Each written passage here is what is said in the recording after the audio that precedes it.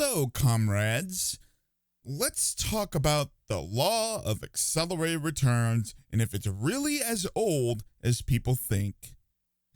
Come on. It's you and So, I have an important question to ask you guys at the end of the video, so stick around for it. But to start it off, the law of accelerated returns was coined by a man named Ray Kurzweil in the book, The Age of Spiritual Machines. Basically, what the law of accelerated returns is, it's an evolutionary process of the development of machines and the development of technology over the course of years. Now, here's the problem. We knew about this stuff as socialists way back a long time ago. The idea of progression goes back all the way to the Big Bang, if not further than that.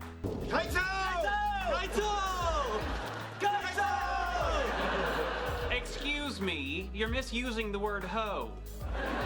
It's an interjection used to call attention to a destination, not an object, as in a land ho or a westward ho. Well, I could say the Big Bang because that's what we scientifically know. But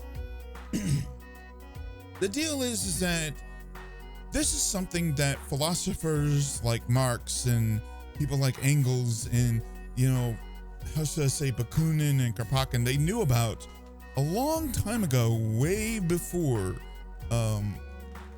Ray Kurzweil. And the thing is, Ray Kurzweil is a capitalist. Marx is, a socialist. But the thing is, Marx hated these ideas. And so did Bakunin and so did the rest of them. The reason is quite simple and quite easy. The idea is that accelerated progression of technology leads to two things. Number one, you have technology, and what they knew at their time was that, of course, the horse and buggy would be replaced by a truck or a car. And the thing with that is that, or at their point, would be replaced by a train. And the thing with that is that the horse found themselves without a job. Now, in the case of a worker, the worker goes to a work, and the business is run by the bourgeoisie. They cause them to work at a business to make a product that is very, very meaningless, doesn't mean anything. And then they force them to work on an assembly line, and then over time, they build a computer or a machine that replaces the worker, that's cheaper than the worker. And then when they replace the worker finds themselves without a job. And what happens is the machine is working 24/7, 7 days a week, as to where the worker only works 8 hours a day, 9 hours a day, whatever, for maybe 5 days a week, something like that. And you have an overproduction of products, but nobody can buy them because there's no money and there's massive amounts of stuff. So you basically have what Marx would consider as a crisis of massive amounts of stuff. Nobody can buy them, but they exist. And that's what Marx hated, the idea of things like automation. But the thing is, Marx knew that eventually the workers would be replaced. And this is why we get to things like communism and things like this, because the idea was for workers to replace the bourgeoisie, to take over the, how should I say, the ownership of the production line of the stuff that's being produced. So if things became automated, or if the workers could not make the products themselves or do this, they would still own the things that make the products. Therefore, they would still get some benefit from it because they own the products. They own the things that make the products. So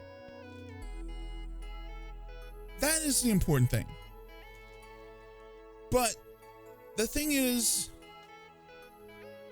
I don't think this is a really old argument. I don't think it's an old argument to say that things are progressing, that technology is progressing, and that eventually one day the workers will be replaced. And that it's our job to sit back and to wonder how we are going to stop the bourgeoisie. How are we going to change the system? And how are we going to put in place something that's going to prevent these crises of abundance instead of, the issue? And Marx got it correct, because in 2006 or 7, we had the housing bubble happen, and there was an issue where there was a whole ton of houses that existed, but nobody could buy into them. And, the whole thing shebang, you get the picture. But the issue is, we need to think about now, because when these companies start automating and they start taking away the jobs and they start doing this, we need to think about, really, do these corporate entities need to exist? How are we going to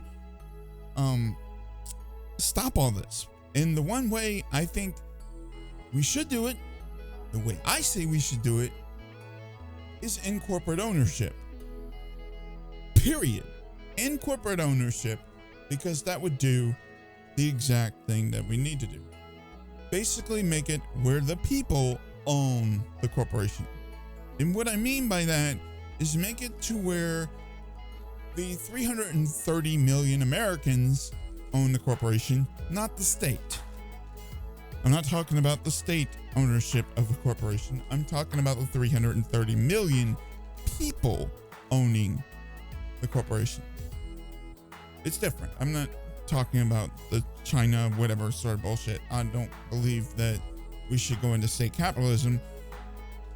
But I believe that the people should own the business and should own the means of production. Period. And the thing is that if we have this, we won't have a need for money or for some forms of currency, especially if everything's automated.